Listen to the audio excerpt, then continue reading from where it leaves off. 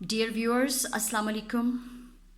I'm again here with a very motivating and inspirational poem named as Be the Best of Whatever You Are, composed by Douglas Malik. A little introduction about the poem. As the very title of the poem shows, Be the Best. It means that it teaches a lesson to each one of us to be the best. And then in the next lines, he says, of whatever you are. It does not mean that you can be the best when you are at the top social position in your life. When you have achieved some social status, high social status in life, only then you can be the best. Douglas Malik says that the size of the position, your social position, does not matter. It does not have anything to do with your being useful member of the society. You can be the best at your own ordinary position even. So, this is a very inspirational poem. Malik motivates us to be the best. Although we may not have a great position in life, still we can become a blessing for others. If we can't achieve high position and social status, let us be ordinary person, but best ordinary person at our own place. No job is worthless. No position is less important. And we can become useful members of our society by being the best, but at our own place. This lesson applies to each one of us, dear viewers. We should learn a lesson from this poem. There is no dishonorable work in life. Remember that there is no dishonorable, there is no worthless work in life. All is necessary, all is essential. Although we may not have as good job as we would like, but we can prove ourselves at whatever we have achieved. Don't underestimate yourself. Each one of us have different jobs, different professions. And we must do it seriously and with a sense of responsibility. We should never give up in the face of circumstances. He says that each one of us may be the useful member of the society if we prove ourselves to be the best at our own position, at our own job. Now, starting with the poem, Be the Best of Whatever You Are, composed by Douglas Malik. The poet uses the examples from nature to convey his message. He seems to love nature. Douglas Malik is attracted towards natural beauty. And he uses these examples from nature in order to convey a very significant message to the readers. Let us read the first stanza. If you can't be a pine on top of the hill, be a scrub in the valley, but be the best little scrub at the side of the rill. Be a bush if you can't be a tree. Now, poet has given us contrasting examples to convey his message. He has contrasted pine versus scrub, and he says that if you cannot be a pine, pine is an evergreen coniferous tree standing tall on the top of the hill. If in your life you cannot become pine which stands high on the top of the hill, and make a huge forest. He says, just be a scrub. If you cannot achieve that high position as the pine, which stands high on the hill, at the top of the hill, and makes a beautiful and huge forest, he says that just be a scrub. Be satisfied as a scrub in the valley. He says that you still are the part of nature, like the pine tree. Being a scrub, you still add to the beauty of nature. He means to say that we need not be ashamed of what we are. What matters is our contribution towards the betterment of the people, towards the welfare of the society, and towards the welfare of the nation as a whole. The best little scrub at the side of the rill. He says that doesn't matter if you have not become a pine which stands high on the top of the hill. Just be a scrub. But remember, to be the best scrub at the side of the rill. Rill means stream, the flowing stream. And this scrub adds to the beauty of that stream by growing along that rill. By growing along the stream, it adds to the beauty of that stream. The tall trees like pine may make a large forest, but with scrub by the side of the stream, the valley would increase the charm of the valley. Be the best of whatever you are. Be the best. He means to say that be the best employee if you cannot be the boss. Be a bush if you can't be a tree. He says that if you cannot become a tree in life, just be a little bush which makes the valley beautiful. These green bushes make the valleys, the pastures beautiful. The hills even are beautiful with the help of these green bushes. They add to the beauty of nature. They are still not worthless. Scrub is not worthless. Bush is not worthless. They add to the beauty of nature. They add to the greenery of the atmosphere. And people enjoy being among these green bushes and scrubs.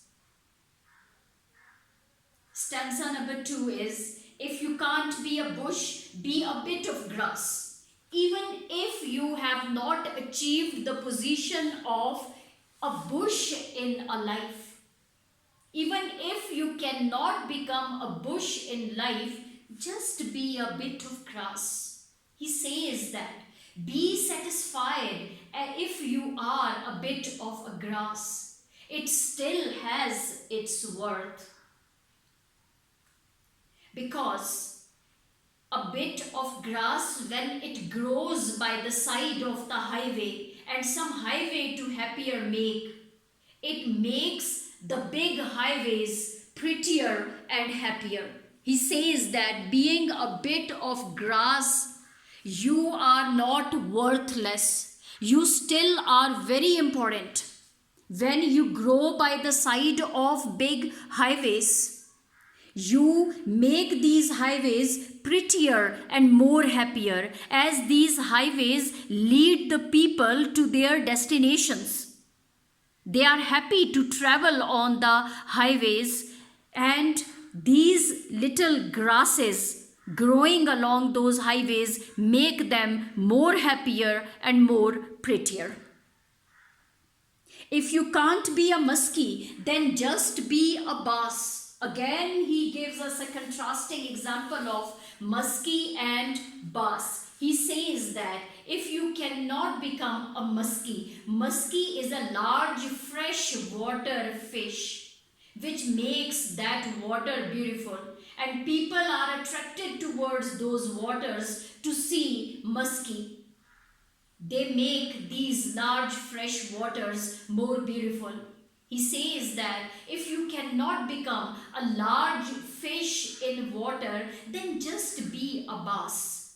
Just be a small fresh water fish. It's a small fish living in a fresh water. He says that the size of position does not matter. Musky may be very precious. It may be very costly. But they may not be favorite of all the people. While bass is a little freshwater fish which is edible for all and people like it. It is easily available. It is useful for the people. People like to eat bass most of the time than as compared with musky. So he says that if you cannot become musky, doesn't matter. You can still be very useful being a bass, being a small fish in a fresh water. But remember, but the liveliest bass in the lake, he says, but remember to be the liveliest bass. To be a happy fish in a fresh water because you may be the favorite of all the people. So here in this stanza, in second stanza, the poet gives again the contrasting examples of the bush versus bit of grass, which makes a happier, some highway more prettier and happier. If you cannot be a musky, then just be a bass, then just be a little fish in water, easily available for all the people, but the liveliest bass in the lake. Remember to be liveliest because consider, never underestimate yourself because you are very useful for all the people. Now in third stanza, the poet says that we can't all be captains. We have got to have crew. He says very important message is delivered here in this stanza when the poet says that we may all not become captains in life. Definitely head is the only one. Captain is the only one who leads the crew. All of us cannot lead the crew. There is one person who is a captain. He says that we all cannot become captains in life. There are so many other positions in the crew. There are so many other ranks in the crew. He says that we can become a useful member of the crew if we cannot become a captain. There is a big work to do. He says that the poet says that captain alone can't sail through the seas alone. He alone is nothing without the contribution of the crew. So we should be proud of being a part of the crew because with the contribution of the whole crew, the ship sails smoothly. So never disappoint if you are not a captain. You should become a very useful member of the crew because without your contribution, the ship cannot sail smoothly. You have got your own role, particular role. You have got your own particular participation. And it is still worthy. It is still very important. Now he says that there is big work to do and there is lesser work too, and the task we must do is near. And then again he conveys a very beautiful thing that there are always big works in life to do and there are always small works to do as well. We can be shoemakers, we can be sweepers, we can be postman. There are so many, and these all jobs are very important at their own places. Without them, our lives become difficult, So he says that there are big works in life to do, there are small works in life as well. And the task we must do is near. we should concentrate on the work which is at hand, which is available for us. What is meant for us, we should concentrate on it and do it and try to do at a level best. Now he says that if you can't be a highway, then just be a trail. He says that if ever in your life you cannot become a big road which leads the people to its destination, we may not hold prestigious jobs in our lives. He says that then just be a trail, then just be a little rough track. He says that some beautiful parts of nature are always led by these trails. We always walk happily on the trails, surrounded by the beauty of nature. He says that we enjoy walking on trails. If you cannot become highway, then you are not worthless being a trail. Because some beautiful parts of nature are led by these trails. We always enjoy. It can make the people happy if people walk on these trails. If you can't be the sun, be a star. If ever in your life you cannot become gigantic like a sun, doesn't matter. You can be a little star. It should be, but remember to be the twinkling star which seems very beautiful, which seems very charming. They make dark sky beautiful. We may not be attracted by the beauty of the sun, but we are always attracted by the beauty of the star, which make the dark sky very beautiful. So, doesn't matter, never be disappointed when you cannot become a sun. Just be a star, but remember to be a twinkling star. It isn't by size that you win or you fail. Now coming to the last couplet, he again gives a very good example, and he conveys a very important message by saying that it isn't by size that you win or you fail. Your winnings, your success, and your failures in life does not depend on the size of your position, your social status. Be the best of whatever you are. He says that the size of your position does not matter. Your success will depend only on how good you are at it and prove yourself a useful member of the society.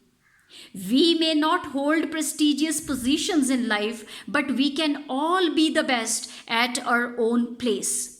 Our position in life does not make us more or less valuable. So, the important lesson again in the last line, he stresses upon the point that be the best of whatever you are, wherever you are, you should never underestimate yourself. You still are a very useful, very fruitful members of the society. Just go on contributing your part in the welfare, in the overall progress of the nation. This is what matters in life. I hope you have understood this poem. Kindly give your comments. If any stanza needs explanation, you may ask me in your comments, please. Thank you so much.